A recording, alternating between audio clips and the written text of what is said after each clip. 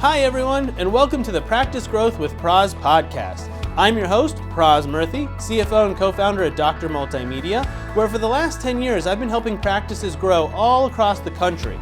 We started this podcast so we could dive deeper into the issues around practice growth, from online marketing to the way you run your business. We know doctors are busy people and you don't have a lot of time to study these kinds of topics, so we're hoping this audio podcast makes it really easy to stay up to date with what's going around the country. We'll be interviewing top doctors, successful practice managers, and other experts in the field. Without further ado, let's get started. There's so much when it comes to sales that you can learn, and it can be a really difficult thing for a medical practice to embrace because you don't really have a salesman that works for you per se, and you do want to generate more revenue and more income, and you do want to do better and grow as a practice, but you don't really have anyone dedicated to it, and so it really becomes everyone's job and no one's job all at the same time.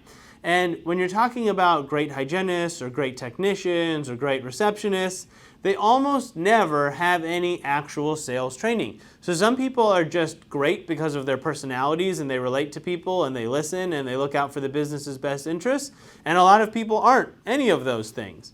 And so what's important as a business owner is you definitely need elements within your practice, thinking about sales, working on sales, improving sales, and then hopefully mastering sales. And it will make a daily difference in your revenue, monthly, quarterly. You'll see the numbers grow up just by people following some really, really basic sales advice. They don't have to become full-fledged salesmen or anything like that. But what you do want them is understanding the power of persuasion and the mistakes that they're making that are actually limiting your growth. The first lesson I have when it comes to learning sales and spreading sales throughout your practice is not to be afraid of money. You know, talking about money, talking about profit, talking about sales, it almost feels like a dirty word for a lot of medical professionals, whether it's the doctors or the office managers or even the staff. You get an immediate sense of discomfort when you try to have these conversations with staffs all across the country. And it's understandable, right? You didn't become a doctor or a medical professional or a technician or hygienist to just make endless amounts of money. You did it because you wanted to help people, you wanted to help animals, you wanted to make a difference, you wanted to contribute to your community. So all of those were probably the driving force for why you went through all this schooling. And then now that you're there, of course, you would like to do more of it and you'd like to be part of a successful organization and you would like to grow, which sales and revenue are going to be at the heart of. So the number one thing is to get rid of this stigma about talking about money. And you can't really do it by just telling people, hey, be comfortable talking about money from now on. The best way to do it is to actually keep talking about it within the practice, whether you do staff trainings or just you as the doctor, your mentality, getting the group together. And if you talk about something every day or every week, people will naturally become more comfortable with it and they won't find it as such a strange topic. It's just that little bit of uncertainty, and a lot of people just don't know how to communicate well with other people. So when communication might become uncomfortable, they sort of run the other way. And that's actually horrible for sales and improving, the revenue of your business. So talking about it, not being afraid of it, making a point that sales isn't a bad thing inherently, right? A lot of people equate salesmen with taking advantage of someone. That's not at all what it's about. Sales is supposed to be about filling someone's need or bringing them a solution to a problem that they have. And then what makes it sales is the ability to persuade. So the ability to convince someone that they should try the solution you have. If you don't believe in the solution that you're offering to their problem, you don't even get this far. Don't try to sell it. But if you do believe it, now it's about transferring that belief that you have, that it is a good idea and that they should do it, to them and having them believe it. So if you think about sales as transferring the belief that your solution is a great solution for their problem, there's nothing dirty or salesman-y or twisting an arm involved with that. That just comes down to explaining something the right way and explaining it in a way that they can relate to. So longer than I wanted to spend on just the first point. However, it's that important you have to get rid of the discomfort and get rid of the stigma about having conversations about money. The following techniques will help you do that, but it really is a mindset thing. And the number one thing you can do as a business owner or as a practice manager is start working these conversations into your daily routine so that people naturally become more comfortable with it. So, the next topic when it comes to sales is the idea of communication. You know, so many times people think that the way to communicate are just in the words that you use. If you use the right words, everything will happen exactly the way that you want. If your email is written perfectly, if your phone call is scripted, well, of course the person on the other side is going to understand everything and just everything will be great. But that, as anyone who's in sales or in the art of persuasion or communicates for a living will tell you, the words are a small percentage. You know, the statistics are kind of crazy or variable to try to quantify something like that. But for the purpose of argument, let's pretend about 7% of communication is through the actual words. The vast majority of communication comes from body language, and then somewhere in between comes from the tone of how you're speaking. So generally, if someone's body language and their tone will tell you more about what they're trying to say than what they're actually saying. You know, you can think about if someone's yelling because they're angry, or if they're slouched over because they're not engaged. That's where we get our cues from about what someone is trying to communicate. So the way that this relates to sales is a couple-fold. If your staff are on the phone and you're trying to increase the percentage that they book appointments, or the percentage of compliance, or their ability to upsell or, you know, add on services or procedures over the phone, or even the ability to prevent cancellations and talk them into rescheduling, now what you have left is there's no body language over the phone, and so the predominant way that they're communicate is going to be the tone. So the way they're speaking is more important than what they're saying. So you do have to practice enunciating, having different pitches or tonality, you know, in the way that you deliver it. So when you write a script or when you give them the words to say, you don't just want to tell them what to say, you want to show them how to say it to have the maximum results. Now, if someone is in the practice and you're speaking with them, now body language comes in as that number one factor. So the way that you are, the way that you look, the way that you're acting when you're explaining something to someone, that's going to make a big difference. So, you know, and doctors know this, whether consciously or subconsciously, when you're making a recommendation or diagnosis, if you're kind of slunched over and talking quietly and, well, maybe this would be a good idea, or you're kind of upright and bold and bright and said, you know what, Susie, this is your problem. These are the solutions that are going to take care of it. I highly recommend this. In my opinion, in my medical opinion, it's what you should do. When can we book this appointment? You know, you can just feel the difference, and that's kind of the point. So, being aware of body language, tonality, in addition to what they're saying, very crucial, especially for someone who doesn't have any sales experience or someone that's not that great at communicating, you know, interpersonal communication. These are things you actually have to practice. You know, you have to remember to sit up straight. You have to remember the poses of your body that exude confidence. So especially if you're talking about money. Like we said, one of the things that is uncomfortable about talking about money is people are a little unsure about it. Well, if you are unsure about talking about money, that will come through in the way that you're carrying yourself, in the way that you're acting, and your patients and clients will pick up on that, and they will not be as persuaded or as likely to go along with what you're saying because they're sensing that lack of confidence or that uncertainty. So the next technique that kind of blends in with that, blends in with confidence, blends in with not being afraid to talk about money, blends in with body language and communication, is don't make assumptions. Don't assume that your patient or your client can't afford the treatment that they need. Just don't do it. It's so easy to do, right? We judge people based on how they look, what they wear, what they drive, how they talk. All day long we're judging people, and I get it. It's just human nature. But when it comes to your medical practice and your staff, you need to be very certain that they're not changing the way they're presenting something because of an assumption about who someone is or what they can afford or what they can't afford. If the treatment plan is the treatment plan, if that's what needs to happen and there's a price tag with it, you need to present that with confidence and then let them respond. You know, a lot of times this can happen in a dental office or a veterinary office especially.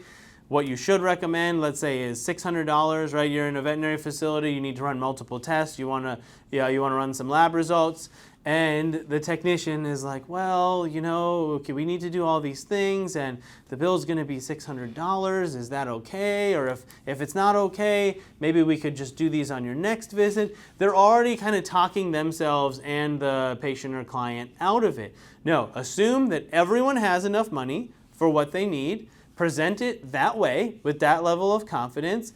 And then if it turns out there are issues or payment plans are needed or we need to schedule different services for different days, we can work on that. But start from that assumption, because you'll be surprised the number of times that you're wrong when you're assuming something about someone. I think I was listening to another podcast and I heard this great story from a rural area that a lot of times, a farmer might come in with a really beat up truck, dirty clothes. They come down, they sit down, they get the bill for the proposed treatment at a dentist's office, and it'll be like $4,000.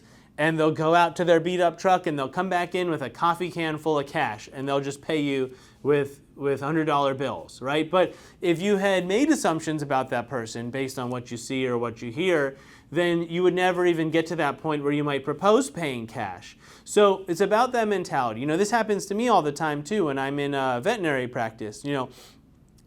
Once they get to know me and they realize, hey, look, I do have disposable income, and a few $100s is not going to be the difference between me giving my pet all of the care that you as a trusted medical professional think they need, I'm going to do it every time. I hope you don't take advantage of that, knowing that I'm just going to agree, but you don't need to ask me for permission. But instead, a lot of times when I'm working with a new vet tech, they'll go through the whole breakdown and say, this costs this amount, this costs this amount, this costs this. Is that okay? Do I have your approval? And my response is, we could have saved 5 minutes if you had just told me the total, and I would have paid you already by now. And again, maybe that's not making assumptions about me, but that is making assumptions about their clients, that they would be uncomfortable or uneasy about the payment. And this doesn't happen by accident. This actually happens from experience. Your staff goes through these uncomfortable conversations with people that can't afford it, and they're almost a little scarred. Like someone got mad at them or someone scoffed at the price, they got outrageous. Now every time in the future they want to be extra safe and extra certain. So they're missing a lot of good opportunities to either work faster or more diligently or get more things done at once. You just have to assume that everyone can afford it. That's the advice boiled down in a sentence. But in assuming that, you want to be confident about it, you want to present what you believe in, and then if there's a problem, if there's an objection, if there's a reason someone can't do something, you work with them to solve the problem. You don't just immediately, before they say anything, start giving them solutions to a problem that doesn't exist. Hey, I can't afford that all at once. Okay, no problem. Let's look at certain payment structures. I really just don't have that much money right now. I'm going to have to come back next week and get it done. Well, let's look at some options so that we can get this done today or this week, because it is important for you or for your pet or whatever the case may be. So these are basic persuasion skills that will get your patients to do what you want. And remember, it's not about taking advantage of anyone or convincing them about things they don't need. Like I said, if you believe in the treatment plan and you do think that is what your patient would need, wouldn't you want them to be persuaded to go ahead and take those recommendations and get the things done and have a healthier life and have a better quality of life by taking care of problems before they start, and not try to just save a few dollars because they didn't sense that confidence and that security, from you guys. So the next technique when it comes to sales is the art of the follow-up. If I had to teach people, probably the number one thing I've learned the last couple years when it comes to my own sales ability is just how important, relentless, and frustrating following up can be. I mean, it is one of the worst things. It's one of the things that no one wants to do, salesman or not, because it feels like a endless endeavor with no real reward. But it is the most important thing you can do. So what do I mean by follow-up in medical practice? Obviously, you don't have a sales team, so who is it that would be following up? So just some examples. Someone emails in through your website asking for more information or wanting to book an appointment. Your staff emails them back. No response. So what does your staff do from there? Are they going to send a second email? Are they going to send a third email? Are they going to keep emailing? Are they going to call the phone number? Are they going to try calling you multiple times a day? Or does your staff just hit one reply and figure, you know what, when they want to schedule, they'll go ahead and book it? That is probably the worst attitude that you can have when it comes to sales is, you know what, when they want it, they'll reach out to me. They already reached out to you once, and they're very busy people, and it may have been important in that moment, it may not. Follow-up is the key to all sales. So if I was running a medical practice and someone emailed me asking for an appointment, my staff would email them back every single day until they told us that they didn't want an appointment or they asked us to stop emailing them. It's not about pestering them. It's about they at one point in time wanted to request an appointment. I'm not going to be the reason that they don't request the appointment. You know, if they forgot, if they got busy, if they went out of town, no problem. If they're not interested, they will tell me, right? If you're going to assume anything, let it be that. They're going to let me know when they're not interested. Because otherwise, I'm giving up before anything has happened. I want them to request the appointment. I want to let them know, whenever you're ready, we're here. We're going to keep following up. If I had a phone number, they'd get an email. If they didn't reply to the email, they'd get a phone number, a phone call, and an email back. And everyone would be polite and friendly and say, hey, if you're no longer interested, just let us know. And we'll go ahead and remove you from our list, right? You weren't the ones that put them on the list. This wasn't a cold call. They reached out to you. So, you know, one of our rules here at Dr. Multimedia when you talk about sales is you can't stop contacting someone just because they're not getting back to you. And a lot of times, you know, I'm very busy. I have a lot of things to do. I don't want to spend time contacting people that don't want to be contacted. So I'll tell them very upfront, you know, in a voicemail, if you're not interested, please let me know. It's actually my job to keep reaching out to you. So I literally can't stop unless you let me know you're not interested. So if you are interested, no problem, take as long as you need. But if you're not, please let me know in return. That way I won't keep calling or emailing. So the power of the follow-up, so important. Not just incoming requests. Someone calls you on the phone and they're in the middle of a conversation and it gets disconnected, or you put them on hold and they hang up. Did you grab the phone number initially? Right, if you're not grabbing their phone number and their email, how are you going to follow up? If you got the phone number, do you call them right back?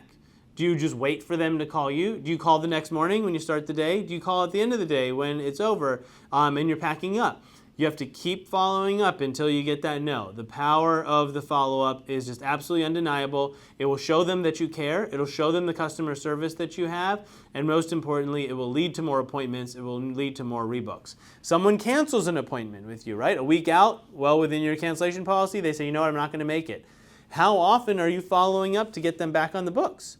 When are you giving up? And then just figuring, well, you know, they'll call when they're ready to reschedule. No, you have to force the issue. Sales is not about waiting for someone to get back to you. Everyone is way too busy. They have way too many distractions. Sales is about making sure that when someone wants to work with you, that you're doing everything in your power to work with them. Incredibly important. We could probably do a whole hour on follow-up, but it's something that your practice has to be doing from the top to the bottom.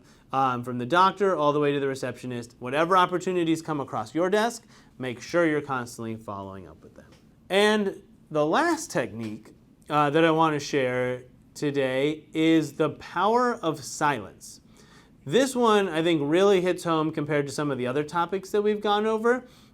When people are nervous, when people aren't confident, when people think that you can't afford something, when people want to solve problems that don't even exist, what they do is they keep talking.